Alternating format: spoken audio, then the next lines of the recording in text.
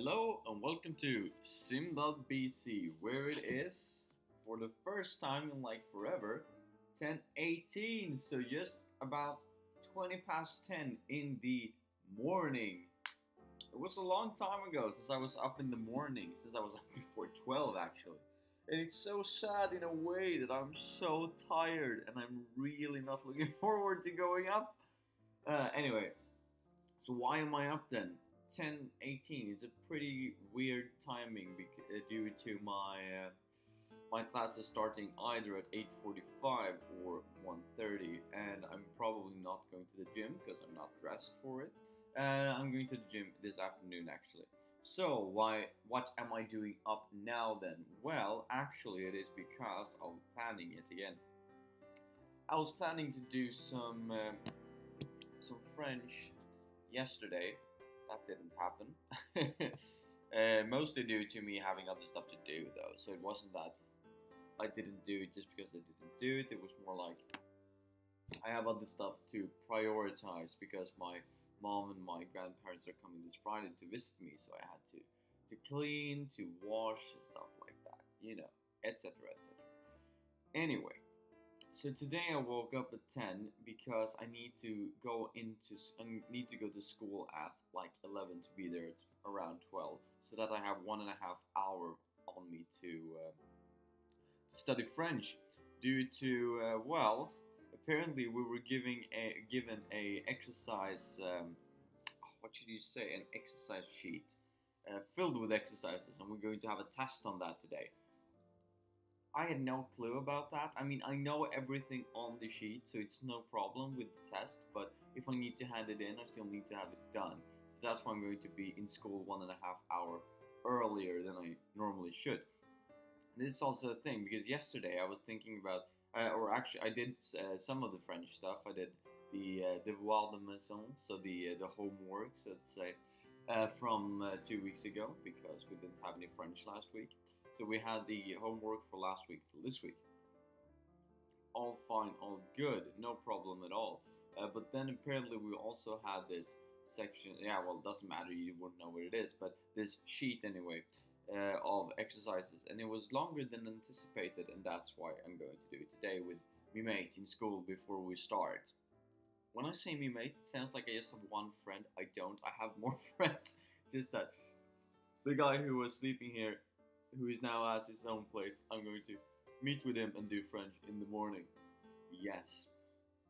Gonna be all good, all fine. Also, would like to touch on that I'm having a baguette yet again. Done it myself. This is just my own paper, and it has, you see, it's not only cheese and like ham or whatever. It actually got cucumber and tomato and red onion. I'm pretty happy. I'm pretty satisfied with the result. And yesterday I ate a salad instead of a pizza. I mean, I feel so healthy. Not that I need to, probably. I mean, I'm the opposite of fat at the moment. I'm like skinny.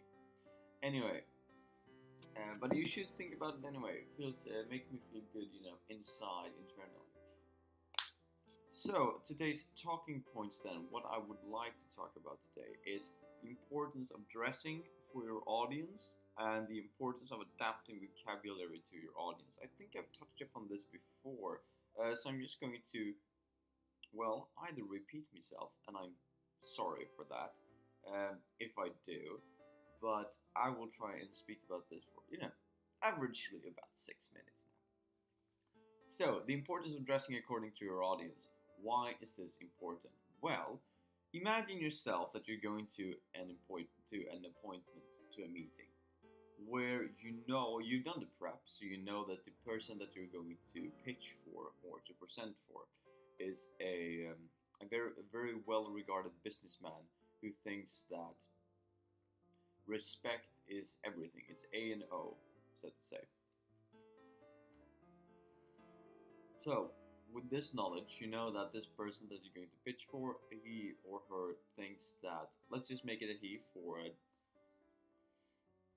a generalization, no, but for my own convenience, let's say. So, this guy, he loves respect overall, or he thinks that it's very important that people show him respect when they meet him. Okay. all fine and good. How will you dress accordingly? Now, we actually had a case about this quite recently in negotiation techniques due to one guy was going to sell and the other guy was disrespected. He liked respect, and he dressed casually smart. Now, some people would say that's a good thing. Casual is smart, But might have read too much into it. But when I think casual is smart and I think respect, they kind of don't work together. Because if you say, and this case was written from the mindset of the seller, so and the buyer was the one who deemed respect. So if you say that I'm the seller and I know that this guy wants respect and I still dress casually smart, that means that I am using the casual, the word casual, in my own mindset when it comes to dressing. Does casual connect with respect? I don't know. I wouldn't say it does. I know many people didn't have a problem with this and just thought that I read too much into it. But I think that if you are supposed to show someone respect, then you shouldn't. Well, you could probably dress the same way, but that you do if you dress casually smart. But rather than describing it as casual, you should describe it as smart. Now, what's the difference? Well, if you are the one, like since we knew it from this guy's point of view, if he thinks that he's casually smart, that also means that he is casual in his mindset. That means that his perspective of himself is that he is casual as well as smart. And casual doesn't, in my world, imply respect. So that's one thing that I should, or rather, would like to say. Because when we did this example, the teacher was like, "Do anyone have any questions about the case?" Blah blah blah, and I raised this thing, and people were like, they were divided, so to say, a good 90 to 10 split, 10% agreeing with me, and then 90% didn't. So we just like to share it here to know what you guys think.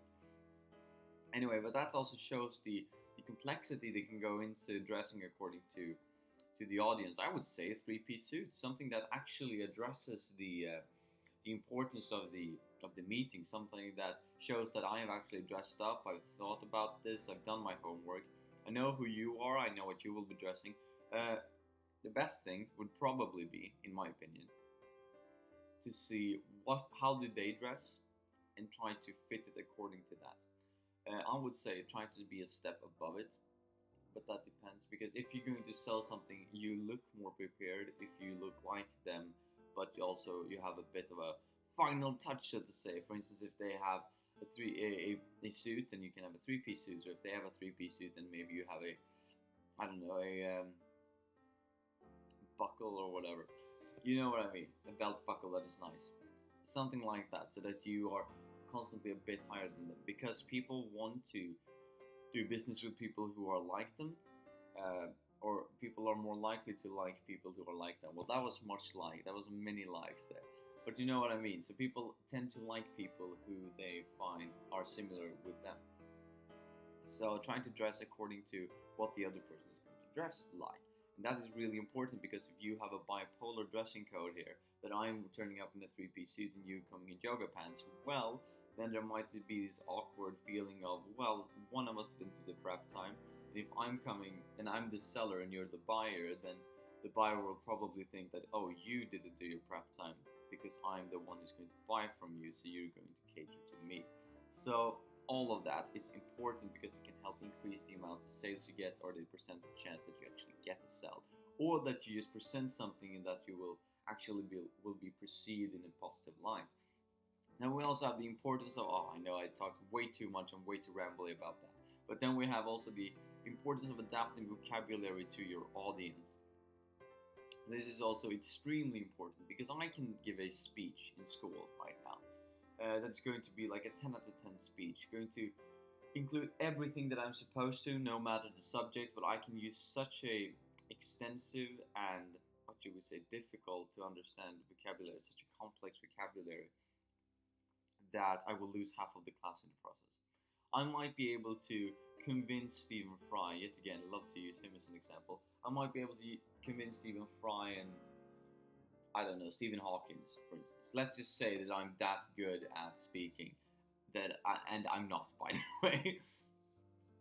But if I would deliver the same speech to the people in my class right now, they would, as I said, I would probably lose half of them, probably including myself, because even though you know fancy words doesn't always mean that you need to use them, and even more so, if you do use a fancy word, you should probably try to explain it and putting it into context and examples so that you know that people are actually following what you're saying. And that's also something that's really important. I have one teacher who's doing this very well. He's addressing his language according to the people who are listening. So, for instance, since many people in our class is French, when he's using what should we say, a word that is new to them, probably, like shareholder, for instance.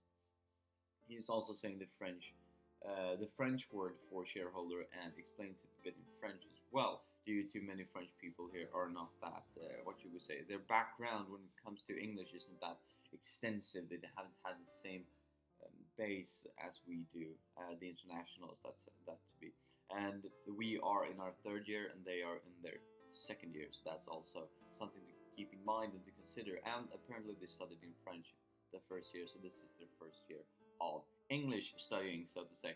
So anyway, this guy is actually adding his vocabulary, or what you to say, reconstructing his presentation according to this criteria. So he's saying some things in French and some things in English. Anyway, that's really important to address your language and your dressing according to your audience. That's all I have time for today, mate. I hope that wasn't too rambly. As I said, I'm not used to going on this early, even though I should be. This is really bad. Have a nice day, guys. Bye. See you tomorrow.